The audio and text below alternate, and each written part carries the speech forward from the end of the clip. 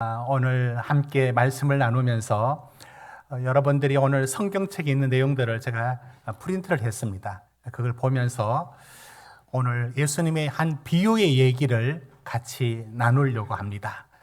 여러분 옆에 펼쳐놓으시고 제가 해당되는 구절을 같이 읽자라고 하면 같이 읽고, 거기 적어놓은 숫자는 이 절이라고 부르는데요, 우리가 몇 절 부르자 읽자라고 하면은 그 절을 찾아서 이렇게 앞뒤로 찾아서 같이 읽어주시면 됩니다. 자, 오늘 제 얘기를 우리가 읽었던 성경 내용에 담긴 내용이 어떤 것이냐면 아버지와 두 아들의 이야기입니다. 그 중에 둘째 아들의 이야기입니다. 이 이야기를 오늘 우리 얘기로 조금 각색하여 좀 쉽게 전달하면 제가 한번 해보겠습니다.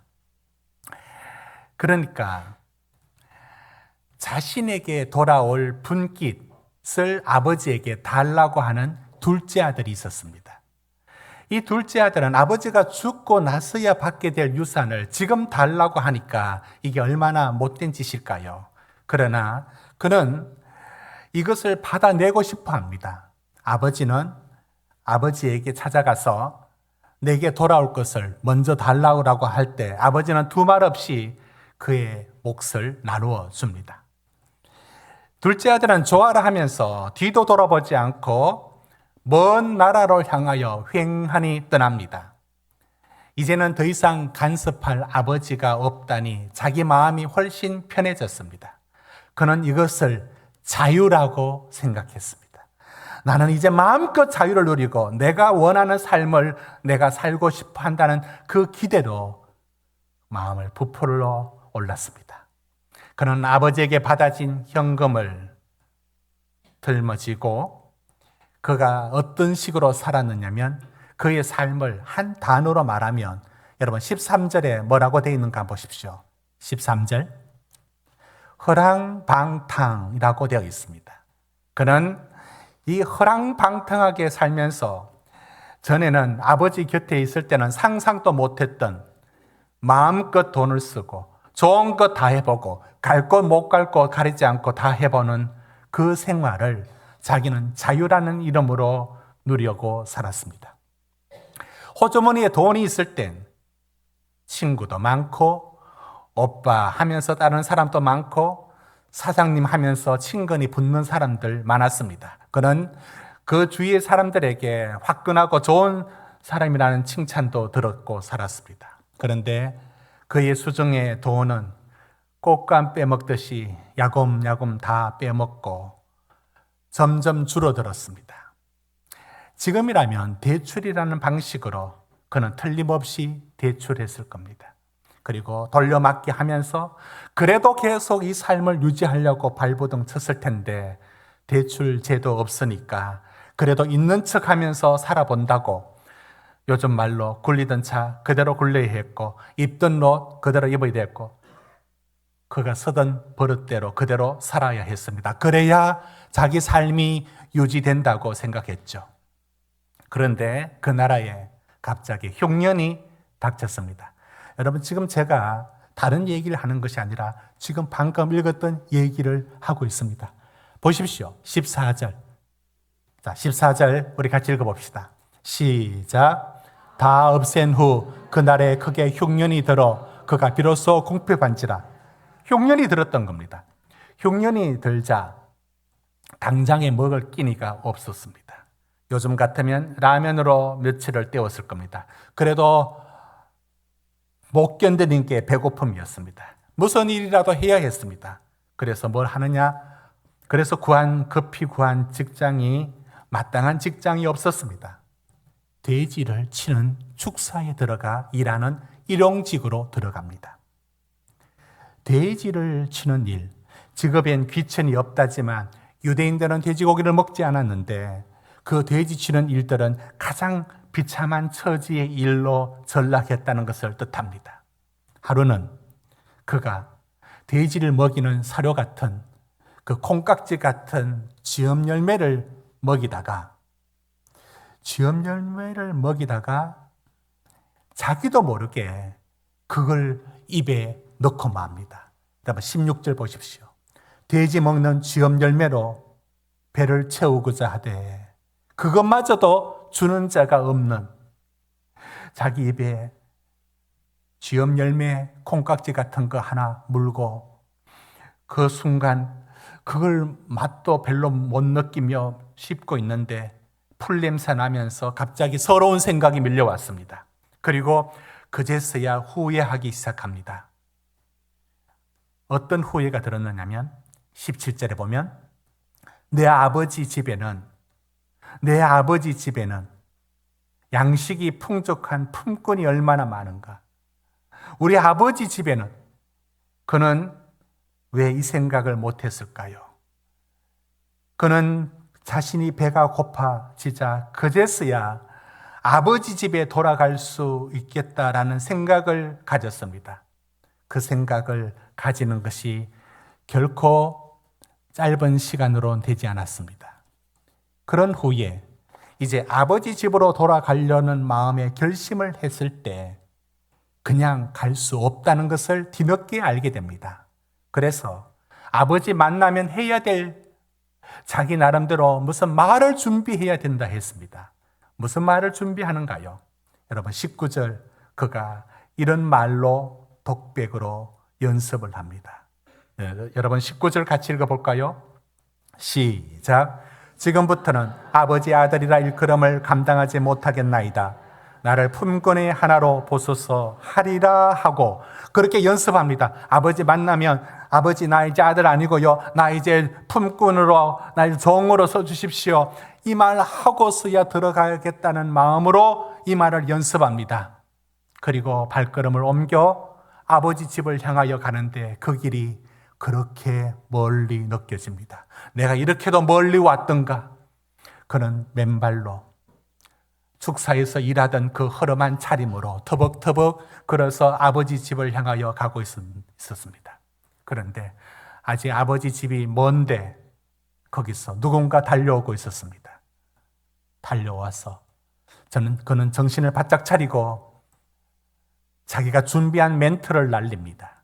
아버지, 21절입니다. 아버지, 내가 아버지 앞에 죄 지었는데요. 나 이제 아들 아니고요. 나 이제 종, 이렇게 말하고 연습했던 얘기를 하려고 합니다. 그런데 그 틈을 주지도 않고 아버지가 달려옵니다. 20절 보십시오. 아직 거리가 먼데 아버지가 그를 보고 측은히 여겨 달려가 목을 안고 입을 맞추고 있는 것입니다. 아버지는 아들이 준비한 그 말을 하지만 아버지는 그게 귀에 들어오지 않습니다. 왜냐하면 너무나 기쁜 나머지 22절 보십시오. 가장 좋은 옷을 입히고 그의 손에 손가락질을 끼워라. 종이 아니라 아들이다라는 신분을 확인시켜주고 발에 신을 신겨라. 그는 맨발로 걸어온 것입니다. 살찐 송아지를 잡아라 하면서 그는 잔치를 준비하여 돌아온 둘째 아들을 받아들였다는 이야기입니다. 여러분은 이 이야기를 들을 때 아예 이 이야기를 내가 들을 게 아니고 어떤 사람 들어야 된다라고 생각합니다. 그러니까 어떤 교인들은 그래 나는 아니고 내가 적용되자면 나중에 나오는 맞이가 있는데 그게 내 삶하고 비슷한 것이고 여기 탕자인 둘째 아들을 우리는 이름을 방황하는 탕자라 해서 탕자라 부르는데 둘째 아들은 내가 아니라고 생각합니다. 많은 이들은 이 둘째를 누구라고 생각하느냐. 여기 보면서 아버지에게 유산을 먼저 받아쥐고는 허랑방탕하게 살았던 이 삶을 두고 그래 나는 이런 삶을 살지는 않았어. 여러분 30절 보시면 마지가 이 둘째한테 하는 말이 있습니다. 아버지 살림을 창녀들과 함께 삼켜버린 아들이 돌아오매 라고 말할 때 여러분 이 둘째 아들을 어떤 유언가에 돌아다니면서 탕진하고 사는 그런 몇몇 사람을 생각합니다. 그런가 하면 또는 그 아버지, 어머니 그 마지막 재산을 네 집이 한 채뿐인데 그것까지도 담보로 걸고 사업한다고 이리저리 다 날려버리는 그런 실수가 있는 몇몇 안 되는 그런 사람 정도로 여깁니다. 그런 사람들은 이걸 봐야 돼. 이렇게 여깁니다. 여러분, 예수님이 이 비유를 할 때에 그런 몇몇 사람들을 두고 했다라고 여기십니까? 그렇지 않습니다. 여기 둘째는 여러분이 생각하는 그 몇몇 사람이 아니에요. 이 둘째는 바로 저와 우리 자신, 여러분들이 오늘 이 대상에 나오는 둘째 아들로 성경은 말하고 있는 겁니다. 기분이 나쁘죠? 왜 우리가 둘째 아들이 속하느냐고요? 저는 이제부터 왜 우리가 여기 둘째 아들의 모습이 우리의 모습인가를 저는 말하고 하고자 합니다. 이 비유는 결국은 여기서 등장하는 아버지는 틀림없이 하나님일 테고 여기서 두 아들은 하나님을 떠난 인간의 두 가지 방향의 어떤 모습으로 하나님을 떠나느냐에 대한 이야기입니다. 자, 그렇다면 이제 제가 말씀드리고자 하는 것은 이것입니다. 바로 우리 자신이 이 둘째 아들과 다를 바가 없다는데 제가 말하는 초점이 있습니다. 여러분, 왜 그럴까요? 그건 이유가 있습니다. 우리가 가진 이유는 이런 이유입니다. 여러분, 우리에게 가장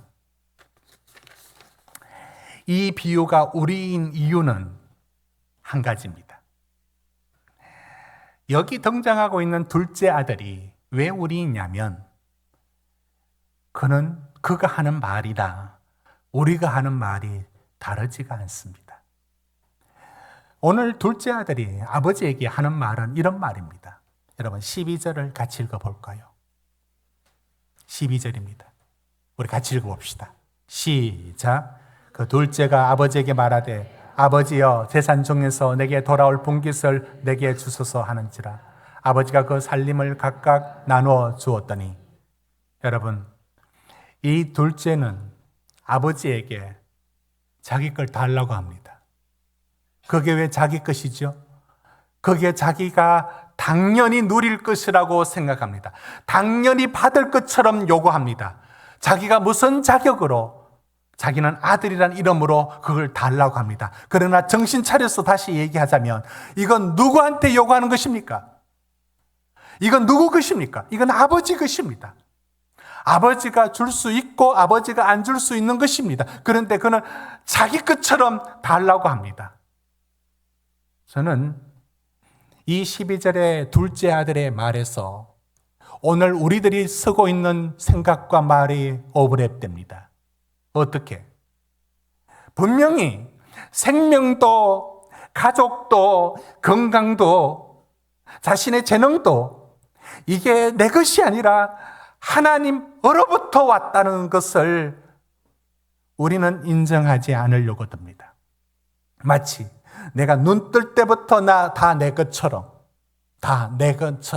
당연하게 여깁니다. 과연 그럴까요? 받을 권리가 있는 것처럼 주장하는 우리의 말이 크게 다르지가 않습니다. 여러분 사진은 잠시 보여주겠는데요. 이분 이름이 걸그룹의 송지은하고 결혼했던 지난 10월에 결혼식을 올렸던 박위라고 하는 분이에요.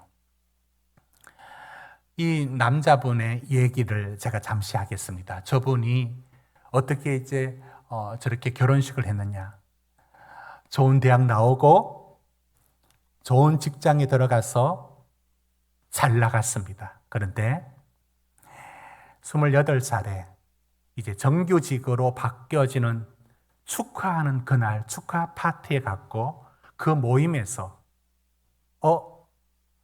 떨어졌는데 이 상당한 높이에서 떨어졌는데 경추가 골절됐습니다. 그래서 전신 마비가 되었습니다. 어머니 때 물려받은 신앙이 있었습니다. 그런데 그 절망스러움 속에 있었던 그가 저걸 재활하면서 일어나면서 어느 날 새벽기도 갔다가 누구 소개로 저 송지연 자매를 만나고 결혼까지 이르게 되었습니다. 사람들은 많은 말을 합니다. 어떻게 저는 결혼을 하느냐.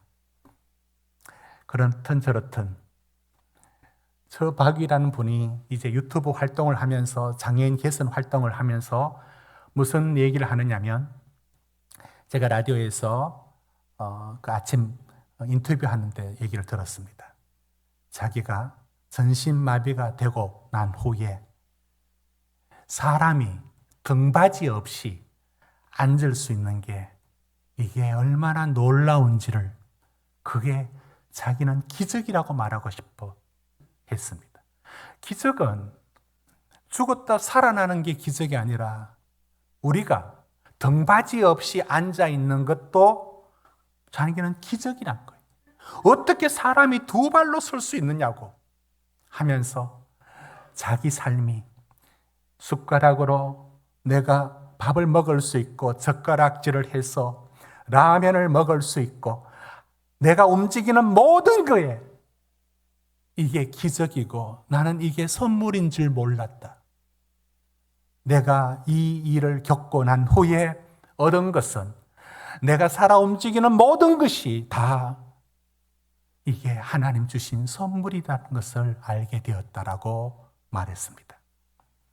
여러분, 병 중에 이런 병이 있답니다. 정좌불능증이라는 저런 병이 있습니다. 병도 희한한 병이 다 있습니다. 약간 신경계과 쪽에 있는 병인데요. 저게 어떤 병이냐면 어떤 자세를 취해서 앉거나 눕거나 어떤 자세를 취해도 불편해서 견딜 수 없어서 안절부절합니다. 저는 저런 비슷한 환자를 본 적이 있습니다. 병원에 입원해 있었을 때였는데 고개를 여기서 이렇게 해도 아프고 저렇게 해도 아프고 안 아픈 게 잘 맞추면 안 아픈 각도가 있어요. 이렇게 하루 종일 있어야 됩니다. 조금이라도 옆으로 가면은 마치 망치로 머리를 때리듯이 고통을 느끼는 이쪽 신경이 그런 고통을 느끼는 것입니다. 여러분, 우리 몸이 멀쩡하게 걸어 다니고 멀쩡하게 살아있는 이 모든 것들이 당연한 것이고 마땅한 것이고 이게 누구나 가지는 것입니까? 저는 석 달 정도 우리 교인들에게 몇 번 말씀을 드렸습니다. 눈이 보이지 않는 기간을 석 달을 겪었습니다. 그 중에 하루는 신촌에서 9일역 오는 지하철을 타게 되었는데 운전을 못하니까 택시 타다가 그날은 이제 지하철로 한번 온다고 했는데 이거를 눌러야 되는데 그 티켓 하는 것을 제가 사용을 안 하다가 그 일회용 티켓을 구입을 하니까 요즘은 앉아있는 곳이 판매하는 곳이 없더라고요. 그래서 이제 그걸 이제 누르고 티켓을 발매하는 데 가서 커다란 글씨로 9일 돼 있는 걸 이게 이 글씨가 보이지 않았습니다. 그래서 지나가는 사람한테 겉은 멀쩡한데 제가 여기 9일이라는 곳을 좀 눌러주세요 하니까 이상하게 보고 지나갔습니다. 여러분, 우리는 보고 삽니다. 마땅한 것처럼 여깁니다. 이게 내 것처럼 여깁니다. 우리는 둘째 아들처럼 말합니다. 아버지, 이거 주십시오라고 말합니다. 내가 가진 모든 것들이 다 내 것으로 여기고 있습니다. 어찌 둘째 아들의 말과 다르다고 말할 수 있겠습니까? 우리는 또 우리가 있는 모습이 이 둘째 아들과 크게 다르지 않습니다. 여러분, 13절은 그가 있는 나라를 어떤 나라라고 말하는지 우리 읽어보겠습니다. 여러분, 13절을 같이 읽습니다. 시작. 그 후 며칠이 안 되어 둘째 아들이 재물을 다 모아가지고 먼 나라로 거기서 허랑방탕하여 그 재산을 낭비하더니. 먼 나라, 참 재밌는 표현입니다. 여러분, 둘째 아들이 아버지 떠나서 간 나라 이름을 먼 나라, 물론 나라 이름은 아니죠. 먼 나라라고 말합니다. 여러분, 이 먼 나라는 어떤 나라로 여러분 생각하십니까? 어떤 밤새도록 환락의 도시, 라스베가스 같은 그런 유흥가를 흥청대는 그런 곳으로 생각하십니까?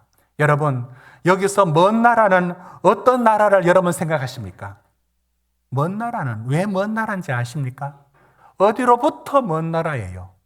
아버지로부터 먼 나라예요. 아버지의 간섭이 싫은 거예요. 아버지의 영향력이 싫은 거예요. 그래서 먼 나라가 되었습니다. 여러분, 우리는 많은 이들이 남을 속이고 또 훔치고 해치고 그렇게 되는 것만을 죄라고 여깁니다. 그렇지 않습니다. 왜 먼 나라라고 말하는지 아십니까? 먼 나라는 착하게 살면서도 아버지로부터 멀어진 나라, 그게 먼 나라의 인생입니다. 그것은 왜 먼 나라냐면 아버지가 싫어요. 그냥 싫습니다. 왜? 내 자유를 위해서, 나는 자기 중심적으로 내 성공 위해서, 내 인생의 내 목적을 위해서 내가 살아가는 그 삶이 바로 먼 나라의 삶입니다. 여러분은 어느 나라에 살고 있습니까? 예수님께서 첫 복음을 전하는 메시지가 이 말씀이었습니다. 마가복음 1장 15절에 이렇게 되어 있습니다. 우리 같이 읽어볼까요? 시작. 이르시되 때가 찼고 하나님 나라가 가까이 왔으니 회개하고 복음을 믿으라 하시더라. 여러분, 하나님 나라가 왔대요. 먼 나라에 있는 우리, 그 나라에서 나와서 이제 하나님 나라라고 하는 그 나라에 속하여 오도록 회개, 돌아서 유턴해서 오라고. 이게 예수님의 메시지였습니다. 여러분, 우리가 있는 그곳이 특정한 것이 아니라 하나님의 간섭과 말씀이 들리지 않는, 내가 내 마음대로 이것이 내 인생처럼 살아가는 그것이 먼 나라입니다. 이것이 둘째 아들이 간 나라이고, 그렇다면 우리가 하나님 떠나 내가 내 삶을 살겠다는, 무슨 죄를 지었다는 게 아니에요. 무슨 범죄를 행했다는 것도 아니에요. 그 삶 자체가 벌써 떠나 있다라고 예수님은 비유해서 말하고 있는 것입니다. 셋째, 여러분 생각해 보셨습니까? 왜 둘째 아들은 아버지를 떠날 마음을 가졌고 왜 아버지가 싫어졌을까요? 이유를 한번 찾아봤습니다. 이유를 찾았어요. 이유가 없어요. 그냥 싫은 겁니다. 여러분은 동의하십니까? 둘째 아들이 왜 아버지를 떠나려고 했을까? 아버지 떠나야만 진짜 행복이 있다고, 자유가 있다고 생각하고 왜 떠나려고 했을까요? 아무리 생각해도 잘 생각이 안 났습니다. 그렇습니다. 이유 없습니다. 그냥 싫은 겁니다. 그냥 싫은 게 그게 우리입니다. 여러분, 우리의 본성은 절대 하나님을 좋아할 수 없습니다. 하나님은 싫어합니다. 하나님이 싫습니다. 이유가 없다니까요. 그냥 싫습니다. 그게 우리입니다. 여러분, 그래서 떠날 때 항상 말하는 이유는 좋은 이유를 댑니다. 자유를 위하여, 행복을 위하여 나는 내 삶을 내가 꾸려나가겠다. 여러분, 저는 여기서 지업 열매를 먹고 있는 이 둘째 아들의 모습에서 오늘 우리의 얼굴을 보게 됩니다. 모두 다 아버지를 떠날 때는 하나같이 어떤 마음이냐면 아버지를 떠나야 자유를, 거기에 더 나은 삶이 있다라고 여깁니다. 여러분, 차별금지법이라는 얘기를 들어봤을 겁니다. 좋은 말 같죠? 그런데 지금 미국과 캐나다와 유럽 나라들이 차별금지법 때문에 지금 죽을 지경이 되었습니다. 처음에 그들은 말하죠. 뭐라고 얘기하는지 아십니까? 성소수자, 그걸 줄여서 LGBTQ라고 말합니다. 레즈비언, 게이, 바이오, 이 두 가지 다 하는 거. Q는 이 바로 이 퀴어 축제 할 때 그 퀴어.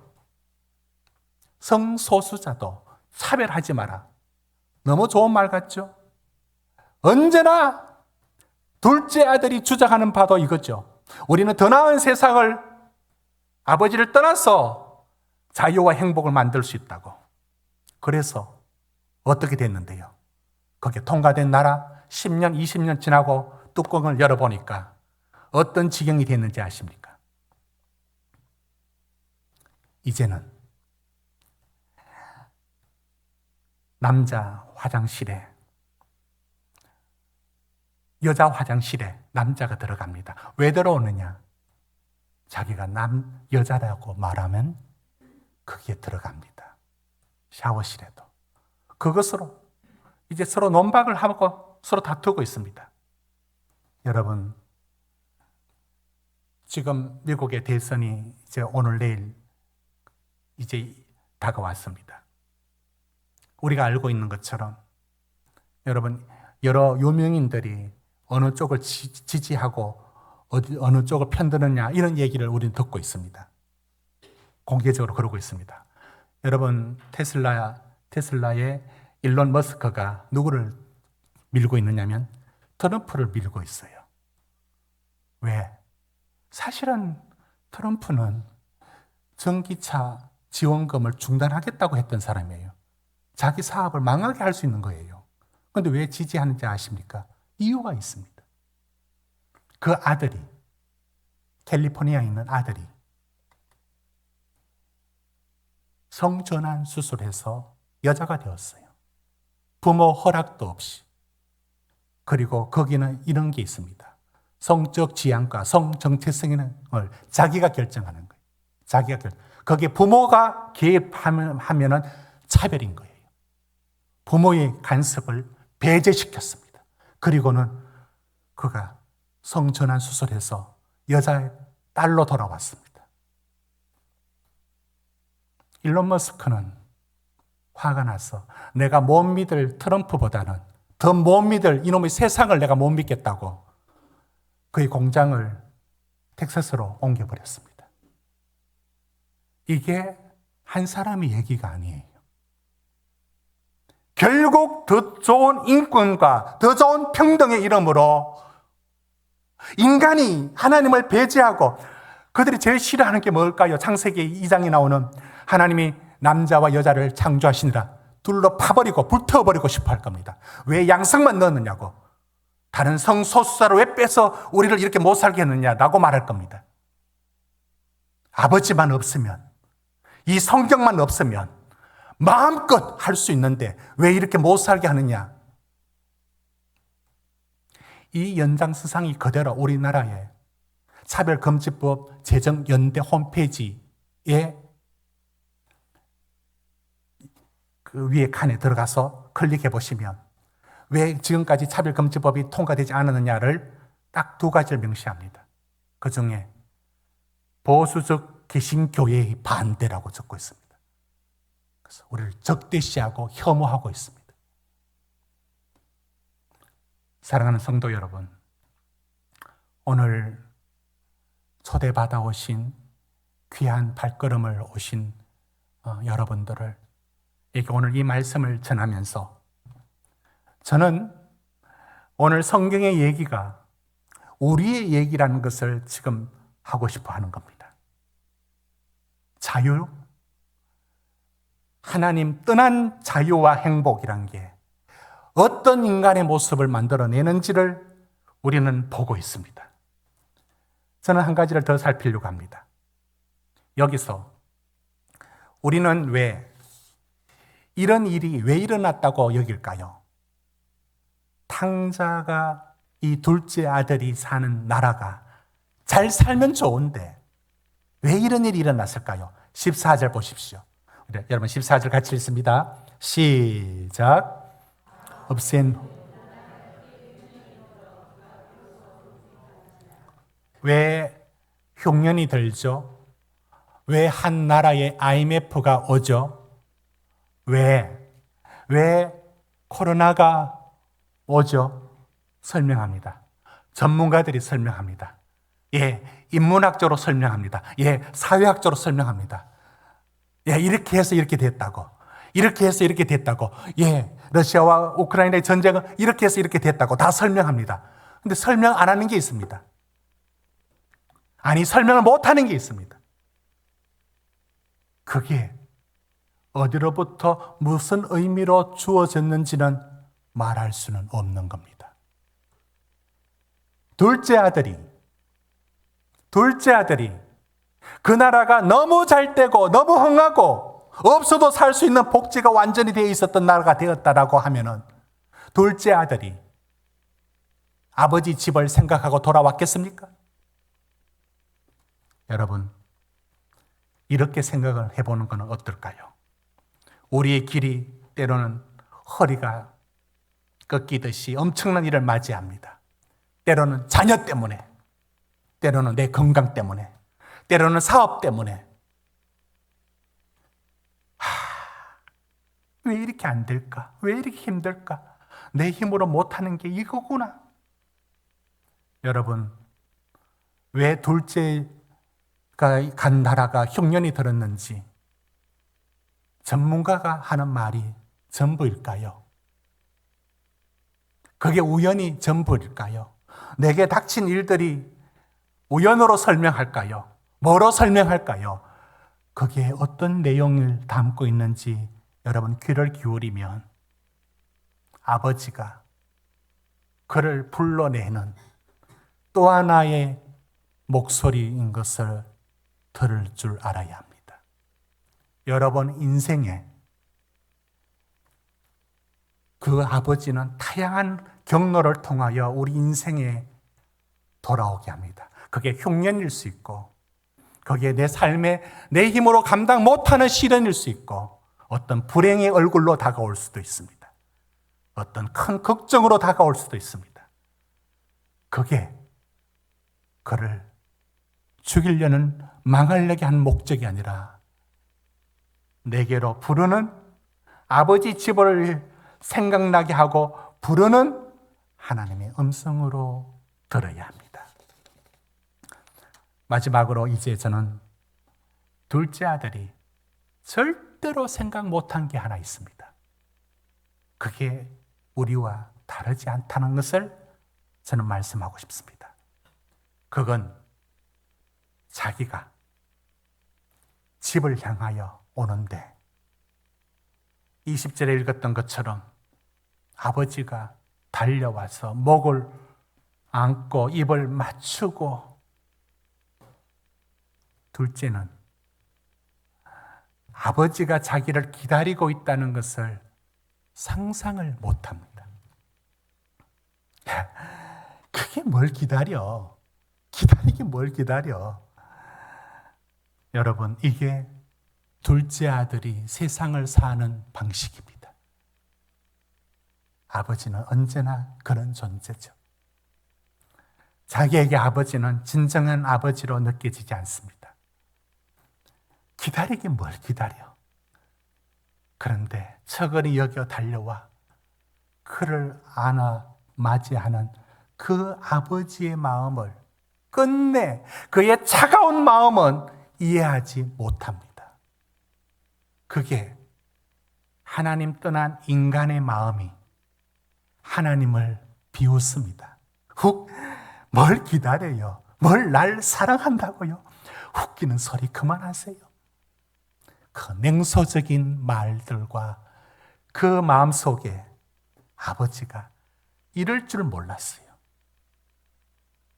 여러분, 렘브란트의 돌아온 아들, 탕자의 귀환이라는 저 그림을 한번 보시면 좋겠습니다.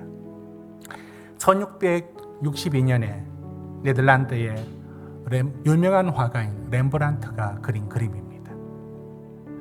렘브란트는 빛과 어둠의 대조를 통해서 그림을 그리는 정말 천재적인 그런 화가입니다. 그는 이 누가복음 15장을 읽고 묵상하고 거기에 있는 이야기를 저 그림으로 담았습니다. 돌아온 탕자가 죄수의 얼굴, 머리처럼 뒷모습을 보이고 있습니다.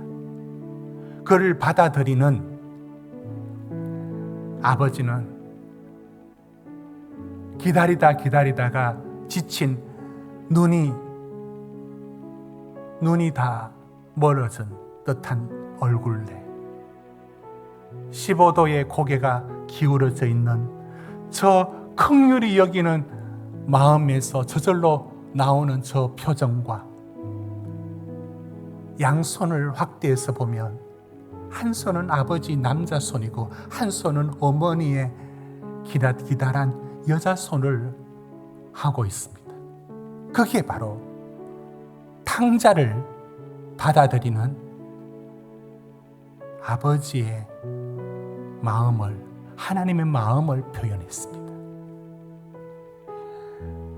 적인 어둠과 빛으로 인해서 우리가 가장 밝은 것이 그 아버지의 얼굴로 환해집니다.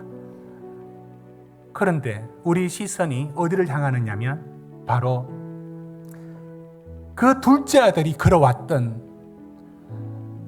그의 발바닥을 보게 됩니다.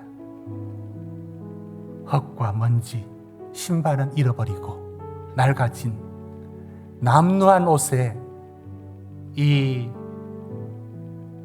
둘째 아들의 모습에서 오늘 누가복음은 예수님이 직접 이런 비유를 하신 겁니다. 저 발걸음의 인생을 하나님 떠난 인생의 발걸음입니다. 뭔가 얻고자 하지만 아무것도 얻어지지 않는 그 고독과 외로움, 그 처량한 처지가 저 발바닥에 굳은 살과 먼지로 드러납니다. 아버지 떠난 삶이 저 삶이 아닐까요? 사랑하는 오늘 예배드리는 우리 성도들과 오늘 초대받아 오신 모든 분들의 인생 속에 이 둘째 아들이 특정한 누구를 향한 것이 아니라 저와 절대로 예외시킬 수 없는 저와 여러분 모두의 향한 하나님의 부르심이란 걸 여러분은 생각해 볼 수 없을까요?